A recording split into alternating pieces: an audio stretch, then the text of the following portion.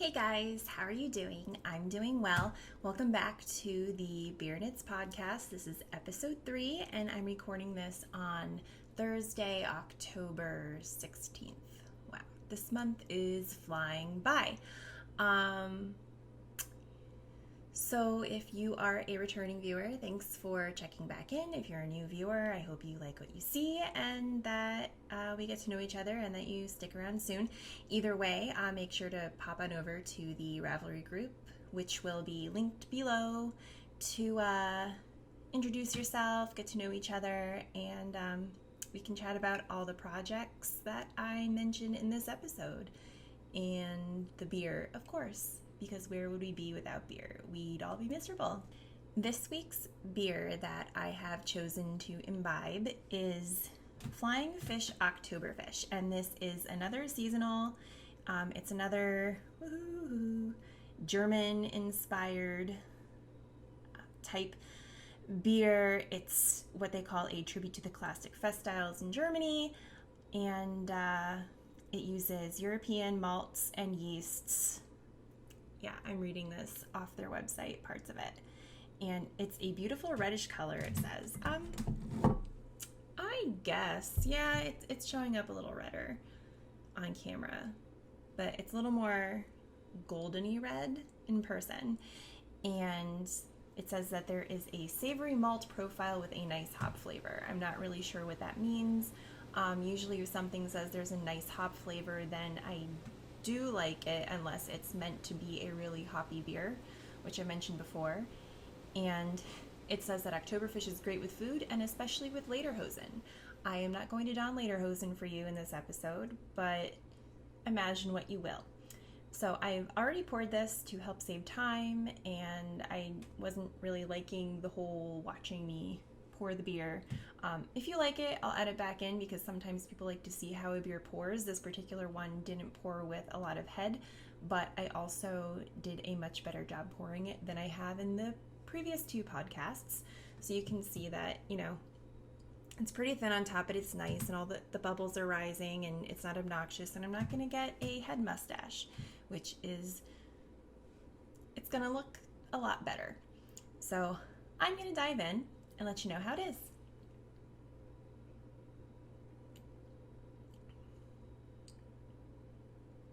That is really yummy. It tastes like a thicker beer. It goes down smooth. There is a lot of flavor. It's definitely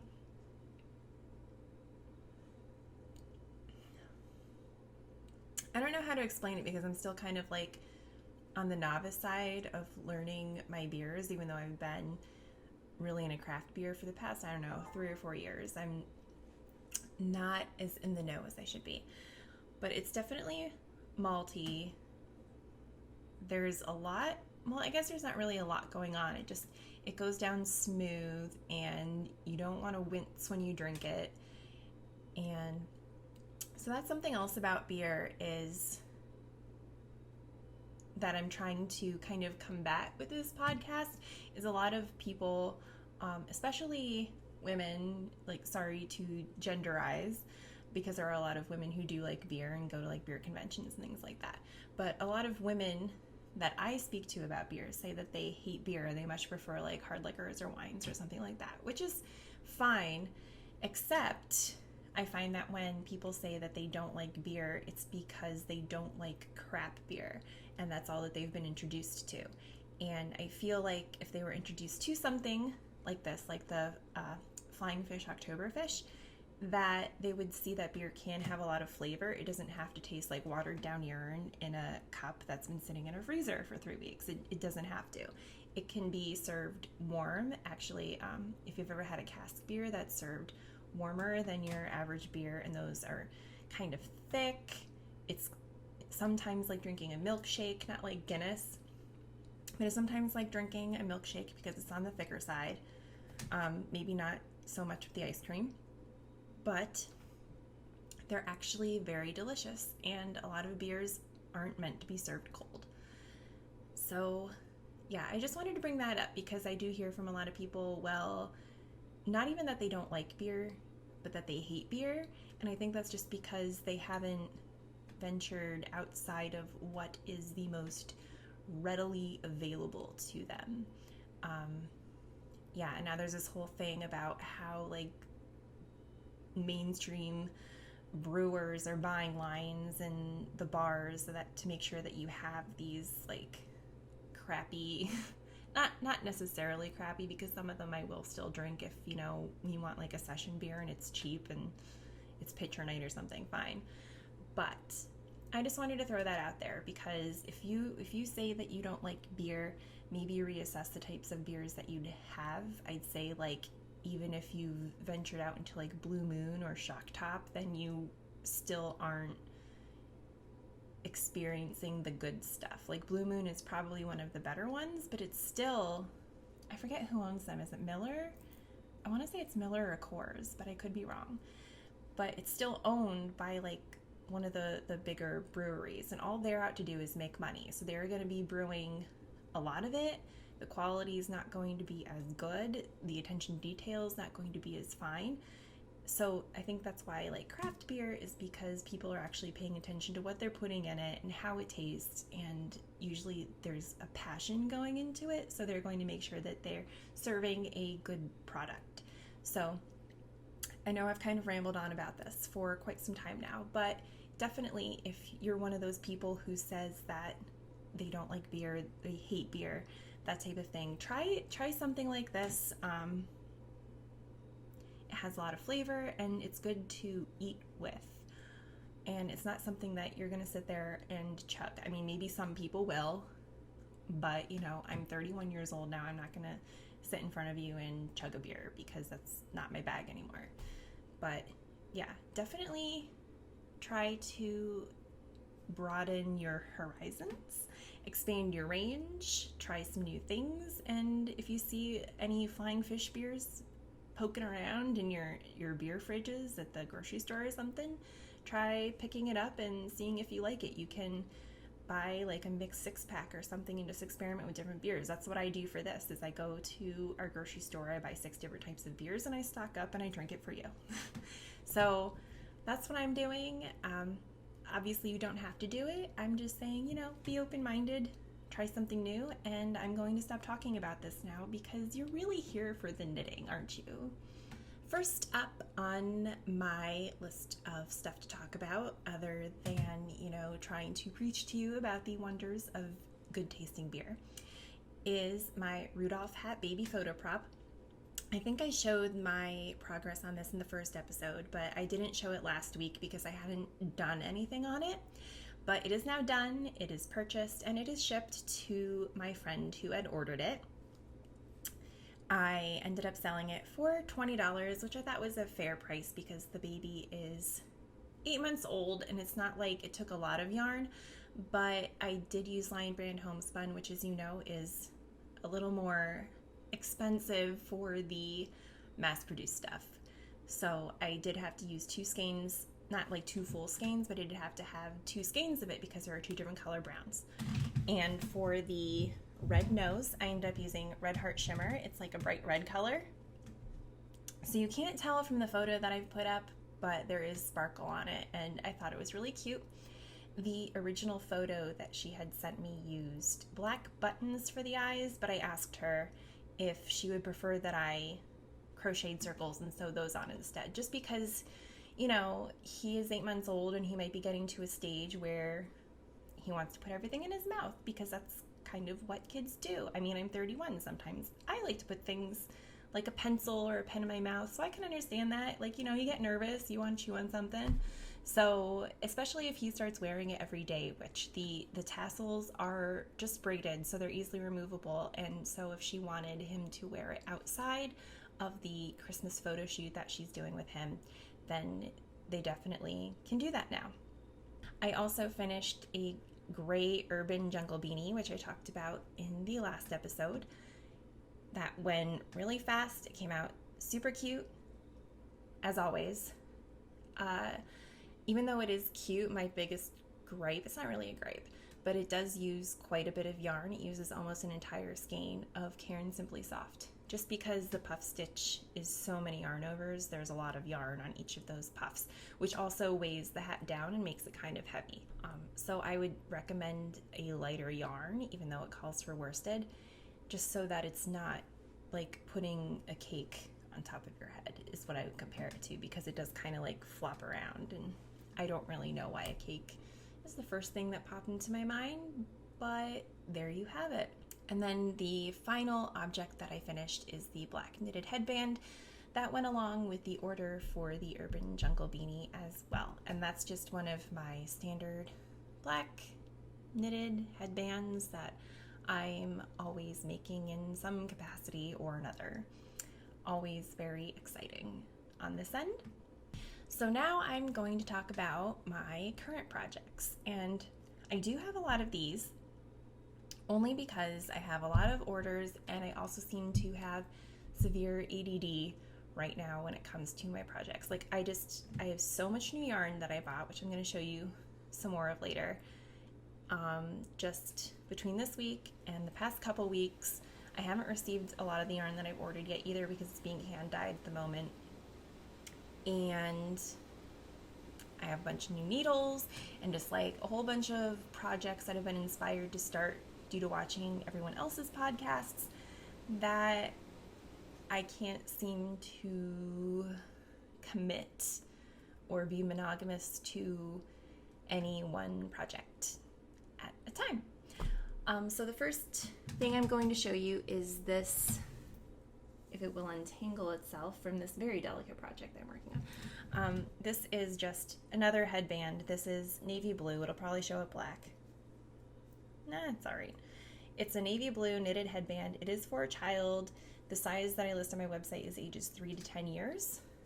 So I did already finish this, and then when I bound off, it was way too tight. Like there was no way that if it fit a 3-year-old, that it would fit a 10-year-old, because there was like no stretch in my bind off. So I don't know what happened. I've been really stressed out, so that's probably why. But I redid it again, and then I also added, I think, 3 extra stitches. I think the first time I cast on 68, this one I cast on 71. I can tell you that because it's a free pattern that I wrote and I want to. So this one has 71 stitches as opposed to the standard 84 that I cast on for a teen to adult. And then originally I did it using the magic loop method on, I think it was 24-inch circulars. And because I added the 3 extra stitches, I was actually able to just use my 16 inches, my 16-inch circulars, size 7s, and just knit in the round, which is making it go super fast.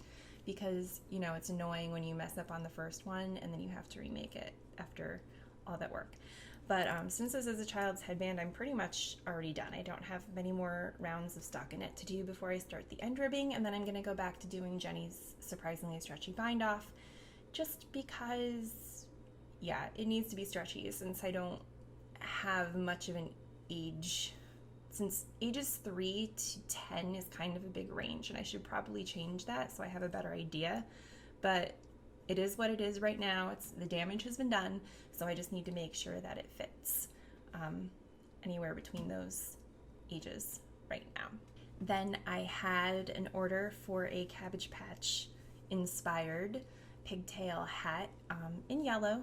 So we have a little blondie. This is as far as I've gotten. It's my own pattern that I do have mostly written down, and I plan on posting at some point in the near future.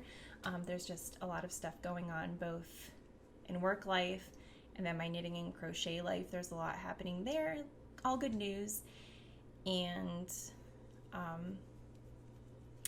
personal life, I kind of don't have one right now because I've been so busy with work. But anyway, that pattern will get posted someday, but otherwise it's pretty easy. It's all half double crochet, and then I do a double loop for 2 rows at the bottom, and then when I'm done, I just make some tassels, tie some really cute pink bows around it, and there you have it. So I know this is going to be really cute because I've made enough of these now that they do look adorable, and everyone I send them to always says how cute they are. So yeah, that'll probably be done before the weekend. I'll probably work on it tonight and get her done and ship it out because it's going to be part of a Halloween costume, which, how fun is that? Can you make your kids any cuter? I don't know. Then, what should I show you next? Okay, I'm going to show you this because I have problems. And in all my sock yarn purchasing I've been doing, I really wanted to make socks, clearly. But I bought them all in hanks, and I'm so lazy that I didn't feel like winding it. So I already had these balls of Noro, and this is the Tayo sock yarn, Noro Tayo sock yarn, and it is color number S3, lot A, and it's gorgeous. Like, completely gorgeous. It's purples and teals and different shades of teals and different shades of purples, and I don't know, I freaking love it. So anyway, I also had a new set of Addy Turbo sock rockets to play with, so I decided to test those out on this ball, and then I also decided to start working my first ever toe up sock, and for the first time ever, use the Judy's Magic cast on. So it's a world of firsts for me. So at this present time, I am slowly working my way. I started this last night. So right now I'm slowly working my way toward a toe beanie. So that's the front, that's the back. Judy's Magic cast on is very magic. Look at that, no seams. Not a seam to be seen. It's beautiful. I'm excited to see what this looks like as I get further into the Noro. I've worked on a couple projects using Noro because I feel like that's your, it's kind of like a pledge period, I guess. Like, every knitter has to work with Noro at some point. And I guess that's why I'm attracted to it and I keep buying it, because when I was a beginning knitter, it just seemed like something that was so unattainable and something that I would never knit with because it's so expensive. And now I'm just like, oh, I'm there. I've reached that level. So that's it. Oh, and these are going to be the Mystic spiral socks that everyone seems to be doing right now. Just a couple people had been talking about it, and I was like, screw it, I'm gonna try it because I want to knit socks on my plane ride to Las Vegas in 2 weeks. So I figured, you know what, I'll start it now, make sure I can do it, so that when I get on the plane, I can just kind of be mindless about it. Or if I'm not mindless, I can stab whoever's sitting next to me because they'll probably be annoying and or have Ebola. So it just seems like a good idea to arm myself when I get on this plane. Then I also have my Mario inspired star blanket, which I guess I'll show you, but I'm on the last row of white, and it just seems to be taking forever no matter what I do with this white. And someone had posted that you need a lot of white yarn, and I was like, well, how much could you possibly need? This is the Lion Brand Pound of Love, and it was pretty much new when I started, and it has lost some weight. So yeah, it doesn't seem like you need a lot of white, I guess. At least it didn't seem like it to me, but you do. And altogether, this blanket has, I think, 31 rows, which doesn't seem bad, but, you know, it grows because it's a star. And it's very warm. And we're also back into warm weather right now for some reason. Like today there was a high of 73, and last week it was like 32. I don't know. So it's been warm in our house again, and I just really haven't felt like putting this on me since it's actually quite heavy and very warm. But I am on the last row, I think, I hope. And then it's just making and putting on some star motifs and calling it a day and never making another one again, even though I thought that I would. Then I wanted to update you about this precious snowflake that I mentioned that I would start last weekend. So I did, using Red Heart's Unforgettable yarn. I wanted something light because these stitches are very thick. From what I've made in the past using a similar technique, I know that they can lay it on pretty thick. So I did want to use a thinner yarn, which is what Red Heart Boutique is, and it's very fluffy and floaty, as you know, and it was awful. I might try it again, but I went through like 3 times. I got to like row 4, and I would make a mistake, so I would rip out like 2 stitches and the yarn would break on me. And that irritates me because it's not like it's cheap yarn either. I mean, yeah, it's, you know, like a mass-produced yarn or whatever, but it's not cheap, and it's supposed to be a little more better quality. And every time I would rip out the stitches, the way that it sticks to each other, because it's got like that halo around it, it just sticks to everything. And so if you wanted to rip back and fix, like, even if it's a small mistake, I would be pulling it and it just go like rip out. I was like, okay. And if that was going to keep happening, I didn't feel like weaving in like 1,000 ends every time I went to go reattach it. So I gave up on that front, and I started to use the Loops and Threads yarn, but I'm not liking how that's turning out because, as predicted, it's like super thick, and I don't like that. So I might try it with the Unforgettable again, see what happens, and then if it doesn't happen, I'm just not gonna. The pattern's actually pretty easy, like once you get going, because you can see what's happening. In the beginning, you kind of have to search for stitches, which is kind of the problem with using thinner floaty yarns, because you have to dig into the fabric a little bit more. But I mean, it's still gorgeous, and I still want to finish it, and we'll see. That is all for what's brewing. So what I've added to my stash will maybe make you drool a little bit. It makes me drool, and I don't know why I'm not drooling right now. Probably because I'm drinking beer. So last Friday, which I mentioned, was our 5th wedding anniversary, and originally we were going to go stay at my parents' lake house. That got canceled, yada, yada, yada, yada. So we just went out to dinner. There's a new speakeasy that opened up that was local.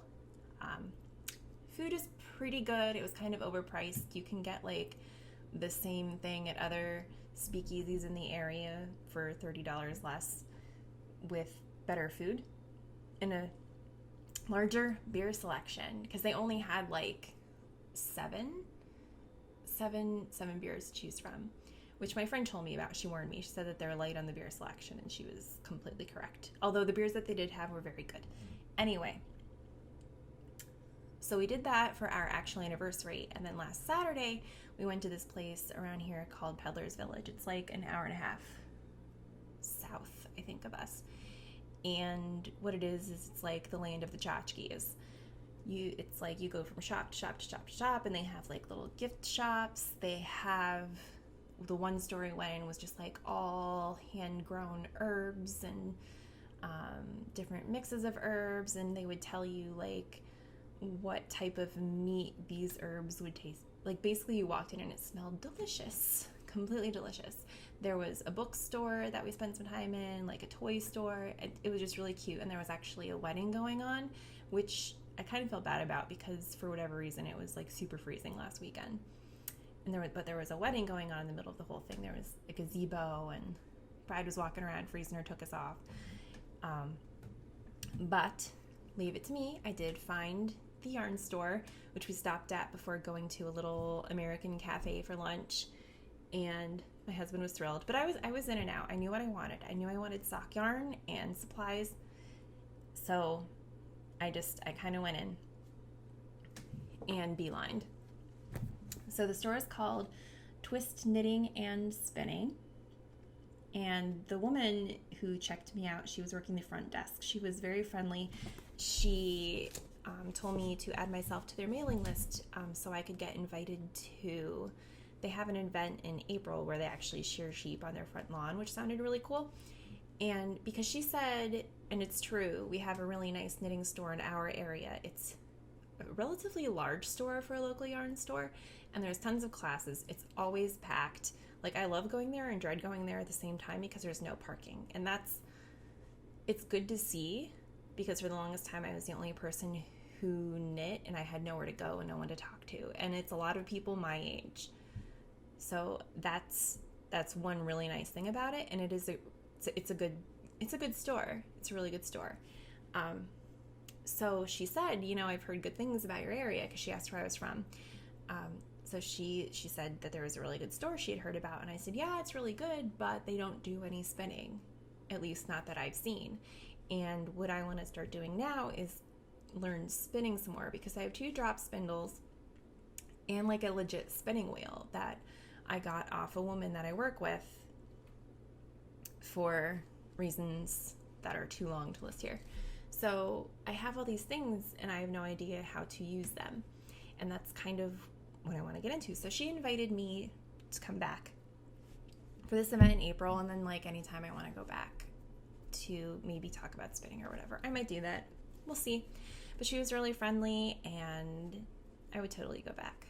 It's like in this 2-story house, it looks like. I don't know if maybe they live upstairs with their family or something, but it was really nice. So anyway, the first thing I got was my first pair of Knitter's Pride carbons, and these are fabulous. I haven't used them to knit anything yet, obviously. I'm kind of afraid to. I just want to hang them up and look at them like a painting, a delicate painting. But they're super nice. They're really sturdy, which you wouldn't think. These are size 2s. Yeah, these are size US 2, which is 2.75 millimeters. So they are pretty tiny, and you feel like they should break, but they don't. And then the tips are nice and metallic. They probably could be sharper for my taste, but that's okay. I'll deal. Because they are metal, that's fine with me. I'm really interested to see how these work. So it says that in carbons we'll find high tensile strength, low weight, which is very true. They're very light. Like knitting with these will be very nice because it's like you're not holding anything. A warm feel, and a surface that helps stitches move smoothly on the. There are multiple O's. Smoothly on the needle, which is very important when you're trying to work a delicate pattern. I got those, and then I got this yarn, which is Cascade Yarns Heritage Silk Paints, and this color is number 9812. So it's really pretty. There's magenta, pretty much every color you can imagine here, very jewel toned. So you have like a jewel green, like an emerald, then you have the magenta and purple and a gold, and I wanted to say there was like a brown, but I don't think it's brown. I think it's just when the colors come together, it's like a little more on the brown tinge, but they fade really nicely into each other, and I just thought that was so pretty. I thought those would make for some great socks, and I don't know what it is about this hank, but it keeps like unwinding itself, and it's starting to irritate me. Like, stop it. All right, so there's that one, and then this is Madeline Tosh. I feel like I've reached like a pinnacle of my career because I have Madeline Tosh. I think I might actually have one more skein of Madeline Tosh. Whatever, that would be gifted to me. This is the first one I bought myself. So there it is, the magical words, Madeline Tosh. And the colorway is Mala, and this is like a springy color. So you have greens and a very, very, very light blue and some whites, and then very subtle hints of like a purpley pink here and there, but mostly the greens, blues, and whites. And I thought that was beautiful. I wish it was springtime because this would put me in a springy mood. But by the time I get through all my projects, it will probably be April again. So we can save up for that. Then a couple weeks ago, I ordered yarn off of the Vivid Yarns Etsy shop. It's Vivid Yarn Studio, which can be reached at vividyarnstudio.com. And this is the yarn that I got. There is the URL. Focus. No, okay.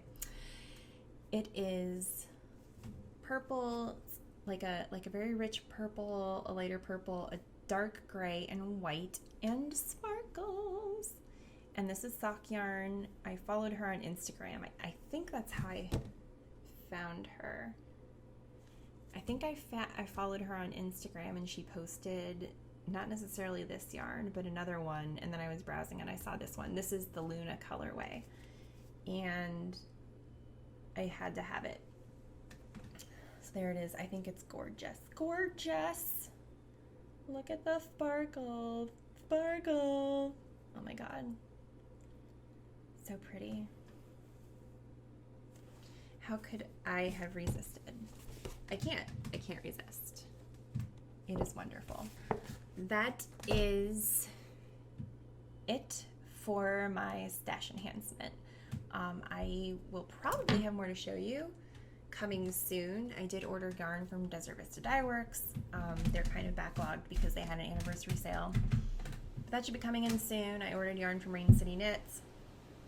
I found a $30 gift certificate to Knit Picks. So I ordered 3 hanks of sock yarn again tonight. And I bought another, it might be 2 skeins of yarn. I think I just bought 1. I think I bought 1 hank of sock yarn. I forget what the shop is, but it was like, the yarn was called Cloudy with a Chance of Rainbows, and it's mostly gray, but then it's like all rainbows and it's self-striping. So I'm really excited to get that one. Oh, I'm so excited for all this yarn. I don't know how I'm going to choose which one to take on the plane with me. Maybe I'll leave that up to you guys. Maybe next week I'll create a poll and you can vote, because next week is when I'm probably going to have to start packing. So, mental note, I will make a poll. And you guys can tell me what I should work on the plane. That sounds like a plan. That's it for the knitting stuff. I don't really have much going on in the way of life stuff other than the fact that these trade shows might actually kill me. But this is the week that we've shipped everything out. They're actually shipping out. I'm recording this on Thursday, so tomorrow will be Friday. They're shipping out Friday, most of it. After today, there will be like 2 things that need to go, and they're small things, so I no longer care about them. And once they're shipped, I basically put it all in God's hands, and I say, you know what, that's it. When I get there, I get there. Wherever these things end up, that's where they end up, and we'll have to deal with it. I don't care.